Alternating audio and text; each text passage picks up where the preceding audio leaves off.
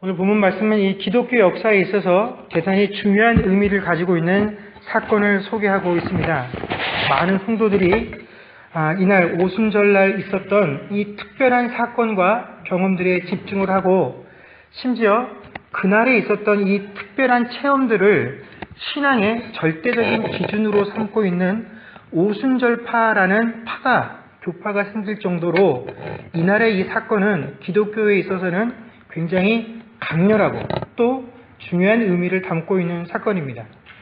그러나 이 오순절날 성령이 강림한 사건이 신자들에게 있어서, 교회에 있어서, 기독교 역사에 있어서 중요하다라고 하는 것은 많은 사람들이 생각하는 것처럼 이날 사람들의 눈에 보일 것과 같은 정도로 불이 임하고 또 어찌 갈릴리 사람들이 이렇게 말할 수 있느냐라고 없이 여김 받았던 그 정말 촌구석에 살고 있는 갈릴리 사람들이 태어나서 자신들이 한 번도 가보지도 못하고 들어보지도 못한 그 지역의 언어로 무언가 말을 할 수 있었던 그런 특별한 일들이 발생했기 때문에 그런 일들을 보면서 우리가 이날의 사건이 굉장히 중요하다라고 이야기를 하는 것이 아니라 성경에 이 성령께서 오신 이 시간과 이 시점을 기준으로 해서 이제 새로운 시대가 열렸다라는 것을 우리에게 선포해 주시기 때문에 이 오순절 성령 강림 사건이 우리에게 중요하다라는 것입니다. 그런데 안타깝게도 성령이 이 땅에 이렇게 이제부터 성령의 시대가 열렸다라고 선포를 하는 이 강림 사건이 있고 나서도 2000년이 넘는 훨씬 넘는 시간이 흘렀음에도 불구하고 이 기존 신자들에게 성령이란 어떤 존재입니까? 라고 물어보면 기껏해야 우리가 고백하는 성령은 방언을 할 수 있는 능력이거나 혹은 병 들림, 귀신 들림 이것들을 고쳐줄 수 있는 능력 정도로 이해를 한다라는 것입니다. 내가 전에는 하지 못했던 그리고 어떤 이성이나 과학적으로 설명할 수 없는 교회 안에서 벌어지는 그런 일들을 뭉뚱그려서 설명할 수 있는 것 성령께서 하셨지요 라고 하는 것으로 우리가 성령을 이해를 한다라는 것입니다. 또 불신자들에게 나아가서 성령님에 대해서 들어보신 적이 있습니까? 라고 물어보면 세상에 많은 사람들이 하나님도 들어봤고 예수님도 들어봤지만 성령님이라는 존재에 대해서는 들어본 적도 알지도 못한다라는 것입니다. 심지어 교회에서 오랜 시간 동안 신앙생활을 한 사람들조차도 이 성령이라는 존재가 도대체 어떠한 존재인지에 대해서 그 의미를 제대로 알지 못한 채 신앙생활을 하고 있다라는 것입니다. 이렇게 성령과 관련되어서 한국 성도들이 가지고 있는 가장 심각한 오해가 무엇이냐면 이 성령님이 삼위 하나님 중에 한 분이시다라는 사실을 잊고 신앙생활을 한다라는 것입니다. 그러면 기독교의 중요 교리 중에 한 가지가 뭡니까? 바로 삼위일체라는 교리입니다. 삼위일체라는 교리는 사실 제가 말로는 여러분들에게 그 의미를 다 설명을 드리고 이해를 시킬 수 없는 그런 오묘한 내용을 담고 있습니다. 그렇지만 교리상으로 삼위일체 내용은 이런 것입니다 라고 제가 읽어드리겠습니다. 여러분, 삼위일체 교리의 내용은 하나님은 성부, 성자, 성령 세 위격의 통일체이시며 성부, 성자, 성령은 각각 구별된 인격이시나 이 삼위는 동일한 신적 본질을 소유하고 계시며 영광과 존귀와 능력 면에서 동등하시되 세 분의 하나님이 존재하시는 것이 아니라 한 분 하나님이 계신다라는 이 교리가 바로 삼위일체 교리입니다. 이게 우리가 일반적으로 생각하고 있는 그런 이해력을 가지고는 이것을 쉽게 받아들이기가 어려운 내용들을 담고 있습니다. 그래서 저도 여러분에게 이걸 이렇게 이해하시면 됩니다라고 풀어서 설명해 드릴 방법이 없습니다. 그냥 지금 제가 읽어드린 이 교리적인 내용 외에 우리가 삼위일체 교리를 더 쉽게 받아들일 수 있는 것은 없다라는 것입니다. 오히려 기독교가 생긴 이후에 이 삼위일체 교리를 어떻게 하면 좀 더 쉽게 사람들에게 이해시켜 줄 수 있을 것인가 하는 시도로부터 기독교의 가장 오래된 이단이었던 양태론과 삼신론이라고 하는 이단이 출발되어질 정도로 이 삼위일체 교리는 굉장히 오묘한 내용입니다. 그래서 인간의 이해력을 가지고 이해하는 것이 아니라 어떻게 이해를 하느냐, 오직 믿음으로 그것을 우리가 그냥 받아들일 뿐이다라는 것입니다. 자, 그래서 어찌되었든지 간에 이 삼위일체 교리가 우리에게 말하는 것은 뭐냐면, 우리가 하나님이라고 부르고 있는 성부 하나님, 성자 하나님, 또 한 하나님이 누구십니까? 성령 하나님이시다라는 겁니다. 그렇다면 자, 성령님은 누구신 겁니까? 하나님이신 겁니다. 하나님. 우리가 성령님을 이해할 때 무엇을 이해하고 있어야 되냐면 바로 이 성령께서 하나님과 동일한 본체시고 영광과 능력 면에서 전혀 다를 것이 없는 존재가 성령이시다라는 것을 이해해야 한다라는 것입니다. 그런데 많은 성도들이 이 성령을 하나님으로 이해하고 받아들이는 것이 아니라 하나님께서 우리에게 주시는 어떤 능력 혹은 파워로 이해하고 받아들인다라는 것입니다. 자, 그래서 제가 어릴 적에 그 부모님들을 쫓아서 부흥회 같은 데 가면 그 부흥사들이 자주 하는 그 외침 중에 뭐가 있냐면 성령 받으라라고 이렇게 외칩니다. 그 집회를 하면서 기도를 하거나 할 때 뭐 안수기도를 하든 뭐 어떤 식으로든지 성령 받으라라고 막 이렇게 얘기를 합니다. 그런데 이것은 사실 말이 되지 않는 것이죠. 성령을 받으라라고 하는 건 무엇을 받으라는 것과 똑같습니까? 하나님을 받아라 하는 것과 똑같은 것입니다. 그런데 사람이 사람에게 하나님을 받아라라고 할 수가 있습니까? 이건 되지 않는 일이죠. 그럼에도 불구하고 그동안 성령에 대한 이해가 하나님이라는 관점이 아니었기 때문에 이렇게 우리가 성령을 대할 때 성령 받아라라는 표현들을 사용했다라는 것입니다. 그런데 이것은 심각하게 그 하나님의 이름을 어떻게 하는 겁니까? 망령되이 일컫는 것과 동일한 행동이다라는 것입니다. 자, 우리는 이 성령이라는 것을 하나님께서 우리에게 주시는 그 여러 가지 은사들 중에 매일인 하나님이라고 만들어진 것들 중에서 가장 고급스럽고 내가 받을 수 있는 가장 좋은 능력을 뭐라고 생각을 하냐면 성령이다라고 생각들을 하며 신앙생활을 하고 있다라는 것입니다. 그런데 그것이 아니다라는 것으로부터 출발을 해야 합니다. 그래서 우리에게 임하신 성령이라는 것이 하나님이시다라는 사실을 우리가 인식하게 될 때에 이 오순절날 성령이 임했다라는 사건의 의미를 제대로 이해할 수 있다라는 것입니다. 그래서 이런 이해 속에서 우리가 관심을 가져야 되는 것은 뭐냐면 성령께서 바로 오순절날 임하셨다라는 그 부분을 우리가 주목을 해야 한다라는 것입니다. 자, 오순절은 어떤 날이냐면 6월절이 시작된 날로부터 50일째가 되는 날이 오순절입니다. 그와 동시에 이 오순절은 그 유대인들이 추수를 알리는, 추수의 시작을 알리는 그 첫 열매를 의미하는 날이 또 오순절입니다. 그래서 이 오순절은 또 다른 의미로 초실절이라는 이름으로 불리기도 하고 성경에 기록이 되어 있습니다. 그런데 이 오순절이라는 날이 시간이 점점 흐르면서 우리가 신약과 구약 사이에 그 신구약 중간기라고 부르는 그 시간을 통과하면서 오순절에 한 가지 의미가 더 가미가 되어집니다. 뭐냐면 이 유대인들이 오순절을 어떤 의미로 받아들였냐면 그 시내산에서 모세가 율법을 받았던 그 날이 오순절이다라고 생각을 하고 이 오순절을 유대인들이 하나님께 율법을 수여받은 날을 오순절이다라고 여기고 이 오순절을 바로 율법을 처음 받은 날로 기념하여 지키기 시작했다라는 것입니다. 그러니까 이 오순절은 그 한 날에 굉장히 중요한 의미를 담고 있는 날입니다. 바로 그 하나님께서 작정하시고 그 백성들을 구원하셨던 6월절의 사건으로부터 시작이 되어져서 이스라엘 백성들이 하나님께 첫 열매를 드리는 것을 기념하는 날임과 동시에 그들이 하나님 백성 되는 그 규범을 수여받았던 그 율법을 처음 받은 날이 어떤 날이라고요? 오순절이었다라는 것입니다.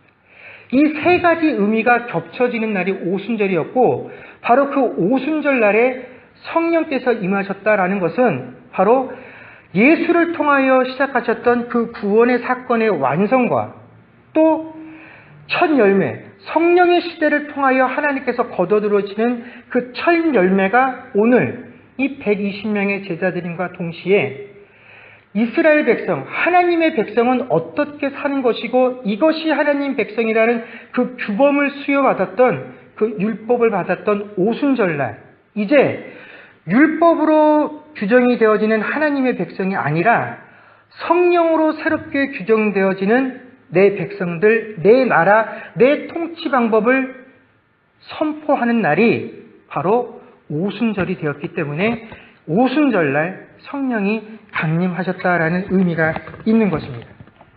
또한 이 오순절날 성령이 강림하게 된 것이 중요한 의미는, 자, 여러분이 한 가지 질문을 드릴게요. 이날 이 오순절 성령이 강림한 이 사건이 벌어진 장소가 어디입니까? 크게 말씀하셔도 돼요. 예, 많은 분들이 마가의 다락방이다라고 대답을 하십니다. 그리고 실제로 설교를 하실 때 목사님들도 그냥 아무렇지 않게 습관적으로 마가의 다락방이다라고 하고 복음성에도 마가의 다락방이 나오지만, 여러분 성경을 읽어보면 성경 어디에도 이날 이 일이 벌어진 곳이 마가의 다락방이다라고 암시하고 있는 부분은 단 한 군데도 없습니다. 그런데 본문은 단순히 이날 많은 사람들이 이곳에 한 곳에 모였더니라고만 의미를 하고 있지, 이곳이 마가의 다락방이다라고 이야기를 하고 있지 않습니다. 그거에 반해서 우리가 이렇게 쉽게 마가의 다락방이요라고 대답을 하는 것에 비해서 대부분의 신학자들은 이 성령에 임했던 오순절, 이 120명의 제자들이 모여있었던 곳을 어디로 예상을 하고 있냐면 성전이다라고 예상들을 하고 있습니다. 왜냐하면 이것이 오순절이라는 절기와 굉장히 밀접한 관련이 있기 때문에 그렇다라는 것입니다.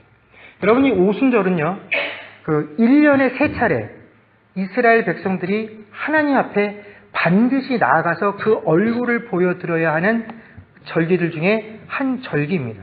자, 여기서 이스라엘의 남자 성인이면 1년에 3번은 반드시 하나님께 나가서 자신의 얼굴을 보여야 한다라는 의미는 성전에 와서 제사를 드려야 한다라는 의미입니다.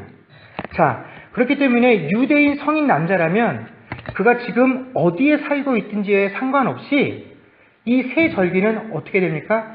무조건 성전에 와서 하나님께 제사를 드려야 한다라는 것입니다. 자, 그래서 오늘 본문에서 읽은 것과 같이 이 120명의 제자들이 성령이 임한 이후에 각 나라의 언어로 성령께서 말하게 하신 것을 이야기하고 나자 그 주변에 있던 많은 사람들이 몰려들기 시작합니다. 그런데 그들이 한 이야기가 뭐냐면, 내가 어디 출신이고 내가 어디 출신이고 어디 출신이고 어디 출신이고 그 이야기들을 쭉 하면서 지금 내가 살았던 나라의 언어로 하나님께서 어떤 일을 하셨는지를 듣고 있다라고 고백을 했었던 이런 상황이 벌어지게 된 것은 뭐냐면, 바로 이 오순절날 하나님께 제사 드리기 위해서 전 세계에 흩어져 있는 유대인들과 또 유대교로 개종한 사람들이 하나님께 제사 드리기 위해 몰려 있었기 때문에 그들이 이 이야기를 듣고 그렇게 모여드는 것이 가능했었다라는 것입니다. 자, 그리고 또 이렇게 그들이 120명의 제자들이 기도하고 이야기하는 것들을 듣고 나서 나중에 그 모여든 사람들을 향해서 베드로가 설교를 하게 됩니다. 그 내용이 14절부터의 내용인데, 이 14절 베드로가 설교를 다 마친 후에 그곳에 모여있던 사람들 역시 베드로의 설교를 듣고 회심을 해서 성령을 받게 됩니다. 그런데 그곳에 모여 있었던 사람들의 수를 성경이 뭐라고 기록을 하고 있냐면 3,000명이나 되었다라고 기록을 하고 있죠. 여러분, 마가의 다락방이 아무리 커도 120명의 사람들이 모여서 함께 기도하는 것도 불가능할 뿐더러 그 주변에 3,000명이나 되는 사람들이 몰려 있었다가 그곳에 모여서 함께 이야기를 나눈다라는 것, 베드로의 설교를 듣는다라는 것은 현실적으로 불가능하다라는 것입니다. 그래서 많은 신학자들이 이 장소가 바로 성전이었을 것이다 라고 생각을 합니다. 그런데 이렇게 단순히 추측만을 하는 것이 아니라 이 오순절날 성령께서 임하시는 것이 바로 그 성령이 임하신 그곳이 성전일 수밖에 없는 이유는 뭐냐면 성전이 무엇의 임재를 상징하는 곳이기 때문에 그렇습니까? 하나님의 임재를 상징하는 곳이기 때문에 그렇다라는 것입니다. 그래서 바로 그곳에 우리가 삼위 하나님이시라는 그 사실을 자주 잊고 지내는 그 성령 하나님께서 임재하셔서 이제 새롭게 하나님의 나라를 선포하시고 그 나라에 속한 백성들이 어떠한 통치를 받고 살아갈 것인지를 선포하고 계시는 사건이 바로 오순절날 성령이 임하신 사건의 의미이다라는 것입니다. 그래서 오순절날 성전에서 이제는 더 이상 유대인과 그들의 삶을 규정했었던 성전과 율법이라는 규제를 넘어서서 아시아의 각 민족과 언어뿐만 아니라 당시 모든 세계를 통치하고 있었던 그 로마의 언어까지 통해서 하나님께서 행하신 그 큰 일들을 선포하게 하시고 그 모든 민족들이, 모든 나라의 사람들이 그 이야기들을 듣도록 하신 것입니다. 그렇게 함을 통해서 이제 하나님 나라의 백성들의 의미가 단지 유대인 혹은 율법에 정해져 있는 그 규칙들을 따라서 얻게 되어지는 유대인의 혈통들이 되어지는 것이 아니라 지역과 인종과 언어를 넘어서서 성령께서 임하심을 통해서 얻게 되어지는 하나님의 통치, 바로 그것이 새로운 하나님의 나라라는 것을 선포하는 것이기 때문에 이 오순절날 성령이 임한 사건이 우리에게 중요하다라는 것입니다. 두 번째로 성령의 임재가 우리에게 중요한 의미를 가지는 것은 이 성령의 임재가 거기에 모였던 모든 사람에게 임했을 뿐만 아니라 그곳에 있었던 각각의 사람에게 임하였다라는 사실이 중요한 의미를 가지고 있습니다. 우리가 2절에서 3절 말씀을 이렇게 유심히 들여다보게 되면 성령께서 그 120명의 제자들에게 임하시는 모습을 묘사하고 있는데 그 모습이 굉장히 역동적입니다. 그래서 우리가 유심히 그 내용들을 살펴보면 성령의 임재는 바람과 같은 소리를 동반하고 또 각 사람의 머리 위에, 이 머리 위인지는 모르겠지만 각 사람에게 임하시는데 마치 불의 혀가 갈라지는 것과 같은 모습으로 임하셨다라고 구체화되어서 설명이 되어 있습니다. 그리고 나서 성령이 임하신 그 결과를 뭐라고 설명을 하고 있냐면 그 당시의 개념으로는 천하 각국의 언어인 그 언어로 하나님께서 하신 일을 증거하게 하셨다라는 것이죠. 자, 여러분 구약을 읽어보게 되면 구약에서는 하나님의 일을 선포하는 것이 특별한 사람들에게만 한정되어져 있는 특별한 직무였습니다. 우리가 흔히 생각하는 것처럼 제사장, 사사, 선지자와 같은 자들에게만 하나님께서 하나님의 말을 맡기셨고 또 그들이 세상에 나아가서 그 말을 전하기 전에 하나님의 영이 그들에게 임하시는 과정들을 거치게 되었다라는 것입니다. 그런데 이렇게 구약의 시대 때에는 특별한 몇몇 사람들에게만 그 임무를 부여하셨다라면 이제 성령의 시대에는 어떻게 되어지냐면 그곳에 모여 있었던 모든 사람들은 한 사람도 빠짐없이 성령의 임재를 체험하게 되었다라는 것입니다. 그런데 그것이 어떠한 의미에서 중요하냐면 자, 우리 모두가 그 하나님께서 구약 시대 때는 특별한 몇 사람들에게 맡기셨던 그 특별한 일, 나도 그 일을 부여받음을 통해서 내가 특별한 존재가 되었다라는 사실일 뿐만 아니라 동시에 그 특별한 일을 부여받았던 사람들이 가지고 있었던 그 책임 있지 않습니까? 그 책임을 우리가 동일하게 부여받았다라는 사실을 보여주는 것이 성령이 우리에게 임하였다라는 의미입니다. 그래서 그 책임감을 표현하고 있는 구절이 바로 4절 말씀입니다. 그들이 다 성령의 충만함을 받고 성령이 말하게 하심을 따라 다른 언어들로 말하기를 시작하니라. 자, 이 4절 말씀에서 여러분 가장 중요한 포인트가 뭐겠습니까? 성령이 말하게 하심을 따라 바로 이 부분이 가장 중요한 부분입니다. 그런데 정작 우리는 이 구절에서 어떤 부분에서 가장 은혜를 받냐면 어떻습니까? 다른 언어들로 말하기를 시작하니라라는 이 부분에 더 큰 은혜와 감동을 받는다라는 것입니다. 그래, 성령이 임하면 우리가 좁은 의미로는 방언을 말하게 되고, 더 넓은 의미로는 이전에 과거에는 내가 가져보지 못했던 그 능력이 내게 임해서 놀라운 일을 할 수 있는 그런 존재로 내가 변하게 되어지는구나 하는 것에 우리는 더 큰 관심들을 가지게 되어진다라는 것입니다. 그러나 다른 언어들을 가지고 말하게 되어지는 것들은 결코 우리가 책임져야 할 부분이 아니다라는 것을 우리가 확인하는 데는 그리 오랜 시간들이 걸리지 않습니다. 이제 14절부터 등장하는 이 상황들을 쭉 읽어보면 베드로가 많은 이 사람들에게 설교를 하고 이 설교를 듣고 회심한 이들에게 그가 뭐라고 설교의 끝 마무리를 짓냐면 38절에 너희가 회개하여 세례를 받고 죄사함을 받으라. 그리하면 성령의 선물을 받으리라 라고 이야기를 합니다. 그런데 그곳에 모여 있었던 사람들 중에 단 한 사람도 회심을 하고 세례를 받은 이후에 방언을 했다라는 기록은 나와 있지 않습니다. 자, 성령의 선물을 받으리라. 우리는 성령의 선물을 방언이고 능력이다라고 생각을 하지만 베드로가 했던 성령의 선물은 뭐냐면 성령이 뭡니까? 선물인 것입니다. 여러분, 우리가 신앙생활을 하면서 이런 표현들을 자주 사용하게 됩니다. 성령 체험을 해야 된다. 성령 체험을 해야 된다. 또 나는 이런 체험을 했어 하고 고백들을 하는 분들이 많이 계십니다. 그러나 여러분, 성령은 체험하는 것이 아닙니다.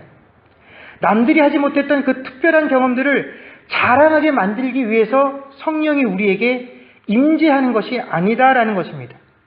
여러분, 성령은요, 예수님께서 승천하시면서 그 제자들에게 약속하셨던 것입니다.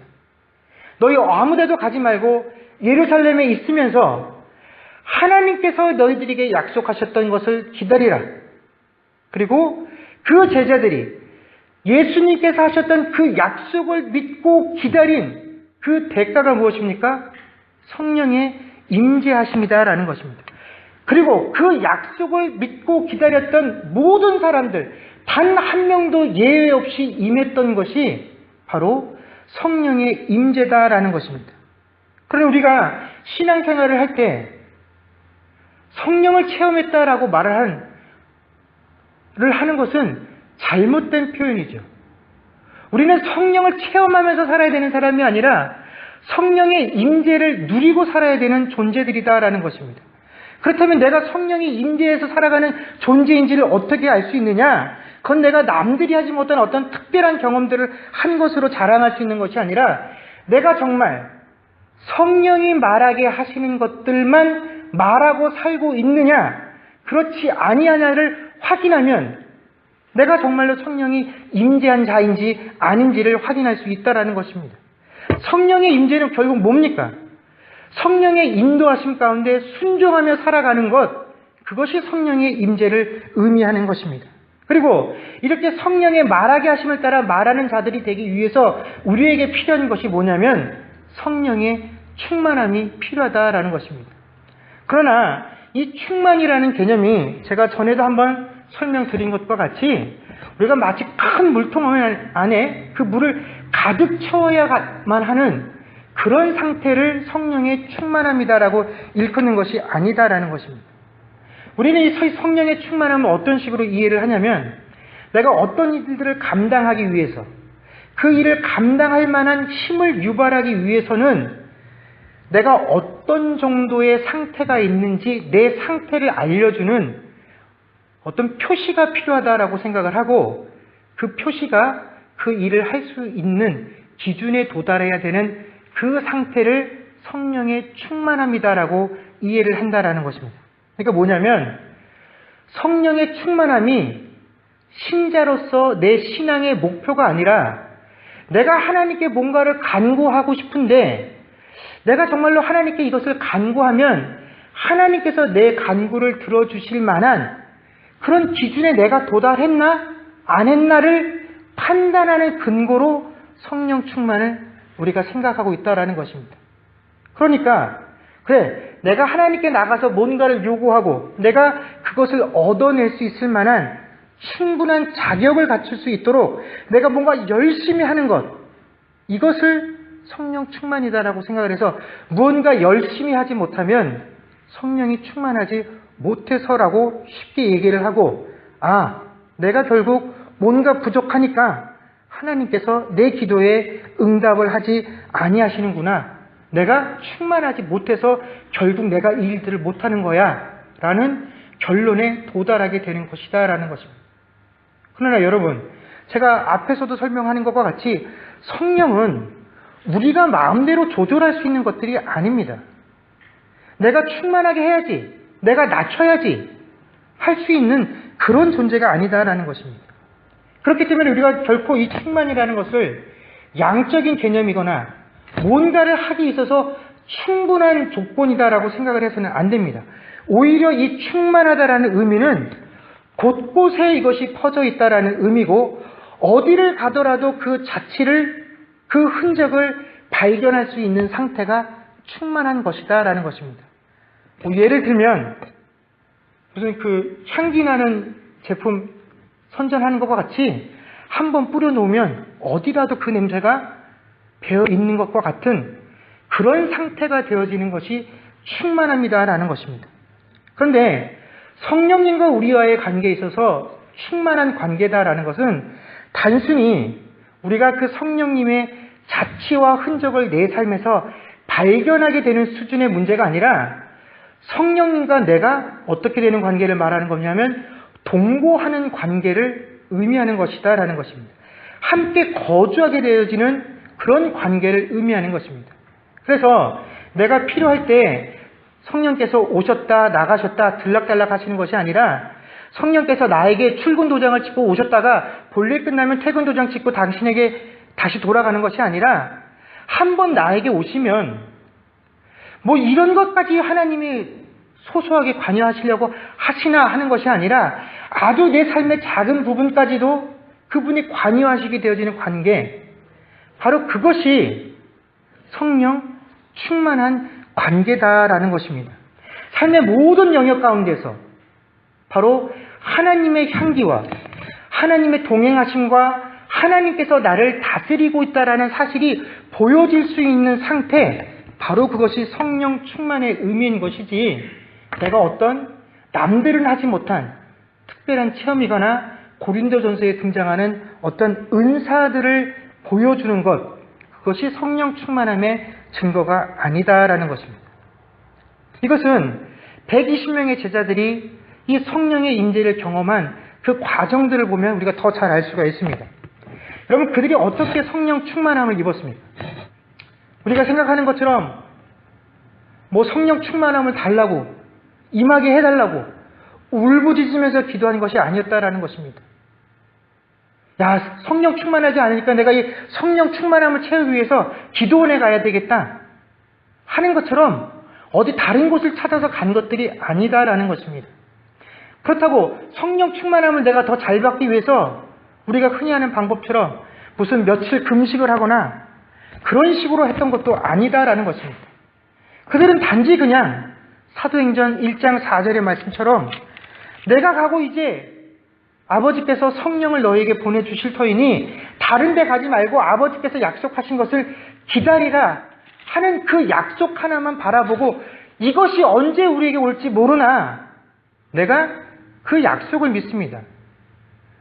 언제 오실지 모르나 분명하게 오실 것을 믿기에 나는 그것을 기다리고 있겠습니다 하고 그것을 기다리고 있었다라는 것입니다.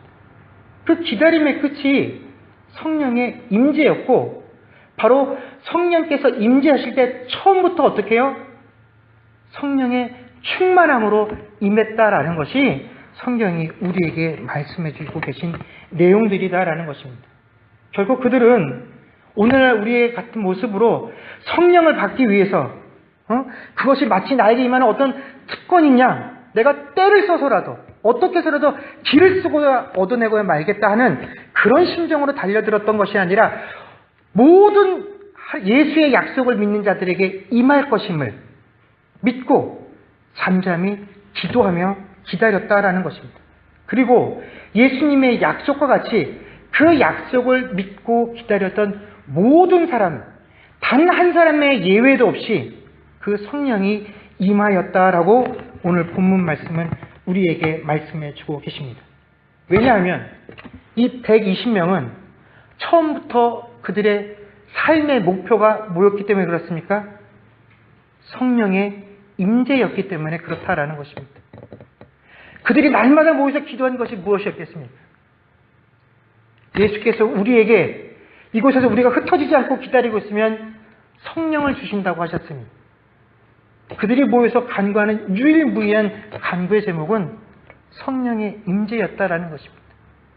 그 성령의 임재를 갈구하는 자들에게 성령은 충만함으로 임하여 주셨다라는 것입니다. 여러분, 성령 충만은 이런 자들에게 일어나는 것입니다.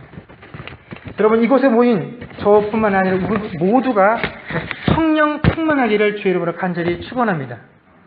여러분, 그러나 그것은 우리가 성령이 충만해야 하는 이유는 우리가 성령이 충만할 때에 비로소 무엇인가를 일할 수 있는 전제 조건이 되어지기 때문이 아니라 성령의 충만함은 모든 신자들이 이 땅 가운데서 가지고 있어야 될 신앙의 목표이기 때문에 그렇다라는 것입니다. 우리가 성령이 충만할 때라야 우리는 비로소 오늘 이 120명의 제자들과 같이 성령께서 말하게 하신 것만을 말할 수 있는 삶을 살 수 있기에 우리는 반드시 성령의 충만함을 입어야 하는 자들입니다. 여러분, 이번 한 주간 우리가 성령의 충만함을 입어 정말로 성령께서 말하게 하시는 것만을 말하고 성령께서 인도하시는 그 길로만 인도함 받으며 그 뜻에 순종할 수 있는 저와 여러분들이 될 수 있기를 주의 이름으로 간절히 축원합니다. 기도하겠습니다.